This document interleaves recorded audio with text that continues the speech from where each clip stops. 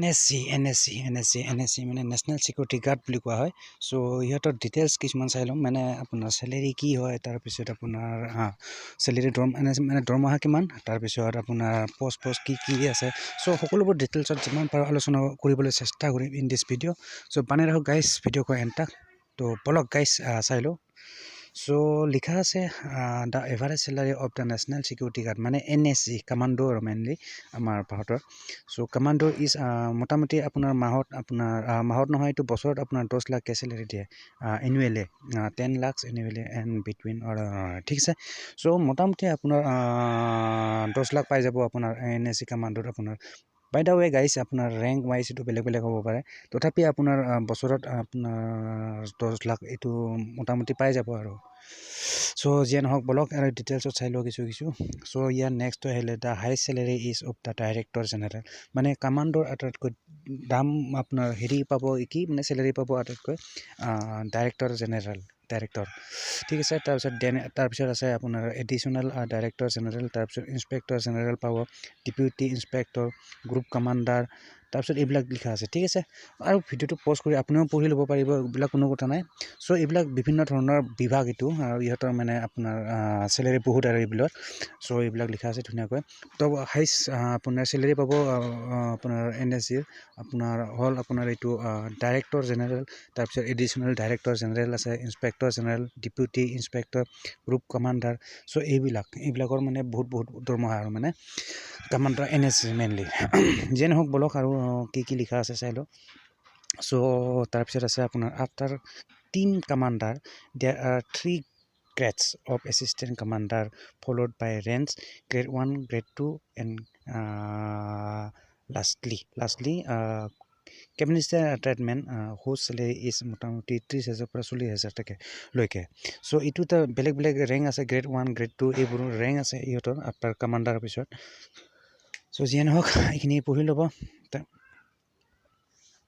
তাৰপিছত আহিলে এইটো the eligibility of criteria two join NSC, মানে আপোনাৰ NSC জইন কৰিবলৈ কি দৰকাৰ হ'ব, এলিজিবিলিটি মানে কি প্ৰয়োজন। চ' ইয়াতে লিখা আছে is to be a part of armed force like central police, armed force or the Indian army. So' এইটো সকলোৱে জানে ইণ্ডিয়ান আৰ্মিৰ এইবিলাকৰ কাৰণে ইজি হয়। চ' এইটো হাৰ্ডলি বহুত কষ্টকৰ আৰু বহুতে ট্ৰাই কৰিও নাপায়, কিন্তু বহুত যিহেতু চ' এইখিনি লিখা আছে, আপুনি ভিডিঅ'টো প'জ কৰি পঢ়ি ল'ব পাৰিব। দ্য এলিজিবিলিটি ক্ৰাইটেৰিয়া ইয়াতে লিখা আছে, এইখিনি is to be a part of armed force like, মানে ই এটা পাৰ্ট হ'ব লাগিব মানে আৰ্ম ফ'ৰ্চৰ like central police, armed force বা আৰু ইণ্ডিয়ান আৰ্মি। ইয়াৰ মুঠতে ইণ্ডিয়ান আৰ্মি বা চেণ্ট্ৰেল পুলিচ আৰ্ম ফ'ৰ্চৰ এটা অংশ এটা হ'ব লাগিব আৰু মানে ইয়াৰ NSC জইন কৰিবলৈ হ'লে, ঠিক আছে। সেইখিনি পঢ়ি ল'ব ভিডিঅ'টো প'জ কৰি। তাৰপিছত কি আছে চাই লওঁ। তাৰপিছত আছে এইটো the selection process includes 3 phases: pre selection training, qualification training and final advance training.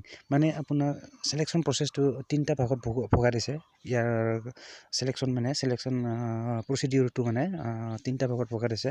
প্ৰথমটো দিছে আপোনাৰ এইটো প্ৰি চিলেকশ্যন ট্ৰেইনিং হ'ব, তাৰপিছত কোৱালিফিকেশ্যন ট্ৰেইনিং হ'ব, তাৰপিছত after that the last one is the final advance training, ঠিক আছে। চ' চিলেকশ্যন প্ৰচেছ এইকেইটা মানে 3টা ভাগত ভগাই দিছে। তাৰপিছতনো কি দিছে, তাৰপিছত দিছে pre selection training is eligibility based selection, qualification training is 3 month long essential followed by 9 month advanced training, final advanced training last for 9 months। এইবিলাক প্ৰি চিলেকশ্যন ট্ৰেইনিং। তাৰপিছত মই জনাই দিছোঁ ভালকৈ। Pre selection training is eligibility based selection, qualification training is 3 month long, মানে 3 মাহ দীঘল training process হ'ব। কোৱালিফিকেশ্যন ট্ৰেইনিং 3 মাহ দীৰ্ঘদিন ধৰি হ'ব। এছেঞ্চিয়েল ট্ৰেইনিং ফ'ল'ড বাই 9 months, আৰু এছেঞ্চিয়েল ট্ৰেইনিংটো হ'ব আপোনাৰ 9 মাহ। তাৰপিছত advance training, final advance training হ'ব লাষ্ট ফৰ 9 months। চ' এইখিনি আপোনাৰ প্ৰচেছ আৰু কিমান দিন ডিউৰেশ্যনৰ আপোনাৰ training. Pre selection training is eligibility based. So' এইখিনি আপোনাৰ ট্ৰেইনিং আপোনাৰ চিলেকশ্যন এইখিনি বিষয়ে লিখা আছে, ঠিক আছে। কিমান দীঘল কিমান মানে কিমান দিন লাগিব ট্ৰেইনিং প্ৰচেছটো চ' এইখিনি লিখা আছে 3 মাহ 9 মাহ এইবোৰ চ' গাইজ এইখিনি আছিল আপোনাৰ NSG মানে আমাৰ ভাৰতৰ NSG মানে নেশ্যনেল ছিকিউৰিটি গাৰ্ড তোৰ আপোনাৰ কিছুমান প্ৰচিডিউৰ মানে জইনিং প্ৰচিডিউৰ বা বিভিন্ন ধৰণৰ আপোনালোকে দেখি পালে কি ক'লোঁ চ' এইখিনি ঠিক আছে ভিডিঅ'টো পজ কৰি ধুনীয়াকৈ আৰু এবাৰ ৰিপিট কৰি পঢ়ি ল'ব পাৰিব চ' ইয়াতে লিখা আছিলে NSG commando salary and selection process so' সকলোবোৰ আমি অলৰেডি আলোচনা কৰিলোঁ চ' ইয়াৰ যদি চেলেৰী চাই চেলেৰী আৰু 10 লাখ এইবিলাক আছিলে চ' ঠিক আছে গাইজ এইবিলাক আপুনি ভিডিঅ'টো পজ কৰি পঢ়ি ল'ব এটাকৈ চ' আশা কৰোঁ ভিডিঅ'টো চাই ভাল পালে গাইজ এণ্ড যদি ভাল পালে to like and don't forget to subscribe my YouTube channel ঠিক আছে তো মিলতে हैं गाइस फिर नेक्स्ट वीडियो पर so till then bye and see you soon